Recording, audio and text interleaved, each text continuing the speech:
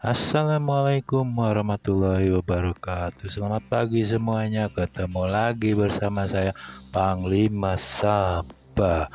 Oke, next kita bahas kisah berikutnya. Yakni berikutnya adalah Al-Kindi, tokoh filsafat. Seperti biasanya guys, aku minta tolong nih bantu di like, di komen, di subscribe dan di share ya guys ya, agar channelku semakin berkembang dan berkembang. Barokallah, terima kasih. Al-Kindi dikenal sebagai filosof Arab pada zaman pemerintahan Al-Ma'mun, di mana serangan-serangan dari kitab-kitab Yunani sangat meresahkan. Kenapa bisa meresahkan? Karena di sini jelas ya tertulis Yunani menempatkan akal pada tempat yang paling tinggi. Nah, ini sangat meresahkan agama-agama samawi ya, yakni agama yang diturunkan oleh Tuhan kepada para nabi, baik itu agama Yahudi maupun agama Nasrani dan terakhir agama Islam. Ini sangat meresahkan. Akhirnya Al-Kindi bersatu padu bergabung dengan lintas agama tersebut, Yahudi, Nasrani, dan Islam, untuk melawan pemikiran-pemikiran Yunani. Misal contoh pembantaian yang dilakukan di Israel waktu itu yang dinamakan prahara atau keributan Hanukkah. Hanukkah terjadi pada akhir Desember, tanggal 25 Desember sampai awal Januari. Di sana umat-umat Israel dibantai agar mau melakukan satu, menyembah dewa, kedua, memakan babi. Sedangkan mereka yang mendalami ilmu filsafat memberontak, melawan, ya nggak terima lah. Masa harus menyembah dewa, masa harus memakan babi, sedangkan Musa aja nabinya tidak mengajarkan untuk menyembah dewa dan memakan babi. Makanya ini salah satu sebab orang Yahudi setiap tanggal 25 Desember tidak mau mengucapkan Selamat Natal, karena di Yahudi sendiri di tanggal itu punya tragedi yang luar biasa, heroik luar biasa, peperangan akidah, harus mengikuti ajaran Nabi Musa atau harus mengikuti doktrin-doktrin Yunani yang menyesatkan itu. Di zaman kepemimpinan Al-Ma'mun, Al-Kindi ini mendapatkan support yang luar biasa. Alhamdulillah, suasana menjadi tambah rukun antar lintas beragama, nggak ada gesekan-gesekan karena punya musuh yang sama. Namun lagi, abad berganti abad, tahun berganti tahun, ganti kepemimpinan, Al-Ma'mun turun, diganti oleh siapa di sini? Ditulis namanya tuh Al-Mutawakil. Al-Mutawakil itu nama orang. Ketika pemimpin Al-Ma'mun digeser, diganti oleh Al-Mutawakil.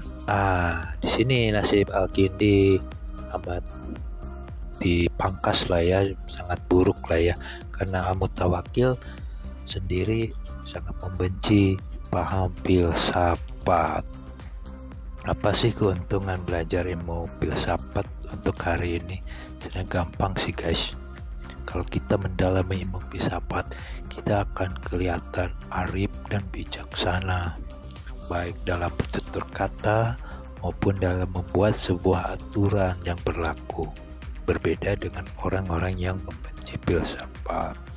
Contoh begini, yang sekarang lagi viral adalah Ustadz Somad ya. Ustadz Somad menganalogikan barang siapa yang nggak percaya Ba'alawi itu murtad atau keluar dari Islam, mungkin seperti itu ya. Somad menanalogikan kepada sebuah bubur yang panas. Orang pasti memakan pinggirnya dulu, nanti lama-lama habis. Jadi analogi yang seperti ini yang saya bantah. Ini jelas analoginya tidak tepat. Kenapa tidak tepat? Karena mengambil analoginya itu sangat sederhana dan terlalu dini ya. Analogi atau kiasnya itu terlalu simple, terlalu sederhana. dan itu tidak bisa mewakili keseluruhannya, karena bagaimanapun juga bubur bukan sesuatu yang makanan umum di setiap negara ada, bener nggak? Tuh, sedangkan Islam itu kan seluruh dunia ada. Bisa jadi Pak Somad ini nggak terlalu mencintai filsafat, jadi dalam pembentukan kiasnya tidak sesempurna yang kita inginkan.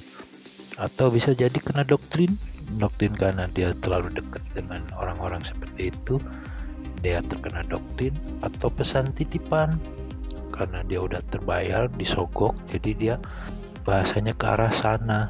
Tujuan Somad ngomong bahwa analogi bubur itu dimakan dari samping nanti lama-lama habis, artinya yang nggak percaya dengan nasab Ba'alawi ini akan dipertanyakan keislamannya. Oh begitu, aku jadi bingung, kok bisanya secerdas Somad berpikir sedungu itu ya, aku nggak habis pikir. Oke, gini aja lah, kita ngambil analogi yang sama seperti Somad. Contoh gini, andai saya pembohong, oke? Terus pembohong otomatis nggak ada yang percaya dong. Nah, bagaimana caranya saya meyakinkan orang supaya percaya atas kebohongan saya? Maka saya berpikir begini, ya udahlah kita sumpah di bawah Al-Quran. Paham nggak sampai di sini? Oke, saya ulangi lagi.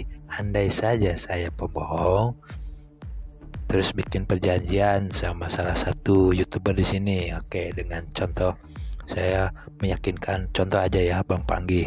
Tapi kita itu YouTuber tahu misalkan saya itu pembohong. Nah, untuk menipu Bang Panggi, apakah saya harus menggunakan sumpah Al-Quran? Terus saya berpendapat kalau Bang Panggi gak percaya saya, berarti Bang Panggi murtad karena saya pegang Al-Quran. Nah, kan ini gak adil.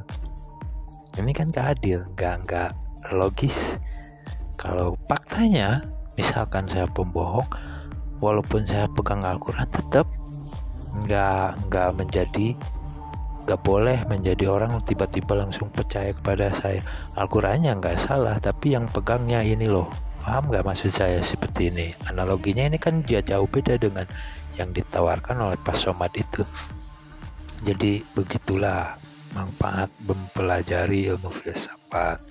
Jadi filsafat itu sangat bermanfaat ya, karena kita bisa melakukan kebijaksanaan yang seadil-adilnya tanpa ada tedeng aling-aling atau basa-basi.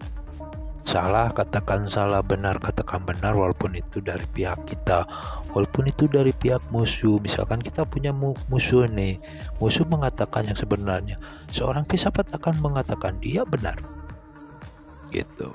Berbeda dengan kalau orang yang belajar filsafat, sekiranya tidak menguntungkan dia tutupi, segera dia menguntungkan dia up. Contoh kemarin pemilu, udah malaikat Jibril bantu ini. Harusnya sekali beranis yang punya pendidikan harusnya bantah. Ini bukan, ini bantah. Harusnya seperti itu kalau dia. Tapi karena menurut kubu Anies ini menguntungkan dia, ya akhirnya dia di rem, nggak di up, nggak diramaikan. Harusnya kalau aku di posisi Anies, itu informasi nggak benar. Yaitu sifat-sifat orang filsafat seperti itu. Walaupun dalam keluarganya, misalkan keluarganya, adiknya, kakaknya melakukan kesalahan, seorang filsafat akan mengatakan ini salah. Sebaliknya juga dari pihak musuh, kalau misalkan musuh melakukan kebenaran, dia akan katakan benar. Kalau salah, katakan salah. Itu kan syaratnya menjadi filosof atau filsafat seperti itu. Jadi dia akan benar-benar menegakkan keadilan tanpa tedeng aling-aling, tanpa basa-basi. Tahun lalu, waktu itu aku pernah mengikuti ceramahnya Rizik Syihab. Waktu Rizik Syihab datang ke kotaku kan, itu aku masih percaya dia itu Habib. Setelah terbongkar kan, setelah mencurigakan dan terbongkar, aku jauhi orang itu.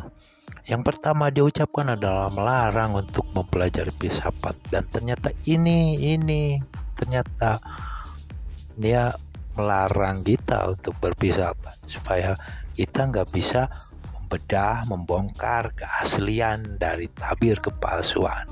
Makanya saran saya tetap belajar filsafat. Ayo belajar filsafat dan belajar walaupun hanya satu bait. Kamu tahu nggak Rocky Gerung? Rocky Gerung itu kan salah satu tokoh yang mendalami filsafat. Dia sangat mencintai filsafat, menjunjung tinggi filsafat. Dan dia punya murid namanya Dian Sastro. Tahu sendiri kan, Dian Sastro awalnya orang Hindu. Ketika dia mempelajari filsafat, ternyata filsafat merubahnya. Cara pandang dia, akhirnya dia masuk Islam. Barokallah, alhamdulillah. Nah inilah kenapa sih filsafat dilarang. Padahal filsafat itu bagaikan pisau yang bisa membongkar, yang bisa bermanfaat lah. Ibarat pisau ya. Kalau pisau di tangan yang tepat itu sangat bermanfaat. Teman-teman kita banyak YouTuber yang masak kan. Nah, coba bayangkan orang-orang yang masak. Kita ambil pisaunya, gimana cara menyiksik bawangnya, gimana cara memotong sayur-sayurnya, ya pasti akan kesulitan banget kan. Nah, jadi jangan berburuk sangka dulu bahwa filsafat itu sebenarnya sangat menguntungkan. Yang penting kita harus mempelajari secara utuh, secara komprehensif. Jangan sepotong-sepotong, karena kalau belajar filsafat sepotong-sepotong ya seperti itu, kesannya menyesatkan, padahal tidak menyesatkan. Filsafat itu luas ya, yang penting kita yang dasar-dasarnya saja mempelajari. Semisal waktu aku di Makassar mempelajari tentang epistemologi, konsep ketuhanan, konsep keislaman, konsep marifatullah, konsep kosmologi, hakikat penciptaan, lalu konsep eskatologi atau kebangkitan. Kan kita akan nanti dibangkitkan tuh. Kita akan melalui perbedaan antara kebangkitan yang dimaksud Islam sama orang-orang Tionghoa kan. Orang Tionghoa juga kan sama ya, ketika meninggal ada kebangkitan. Terus kita juga membahas konsep ikhtiar dan takdir, lalu konsep individu dan masyarakat, lalu konsep keadilan ekonomi dan sosial. Cukup itu saja sebenarnya dalami, karena itu sangat penting ya, itu dasarnya, dasar atau pondasi. Kalau dalam rumah, kalau nggak ada pondasinya rugruk kan rumahnya. Itu dasar-dasarnya. Apabila kita menguasai dasar-dasar itu, insya Allah dogma-dogma atau doktrin-doktrin yang tidak bertanggung jawab insya Allah akan mental dari diri kita. Kita punya fitrahnya sendiri untuk menentukan kebenaran, insya Allah. Amin, amin. Oke guys, saya pikir segitu saja dulu ya materi filsafat. Lain kali kita bahas kembali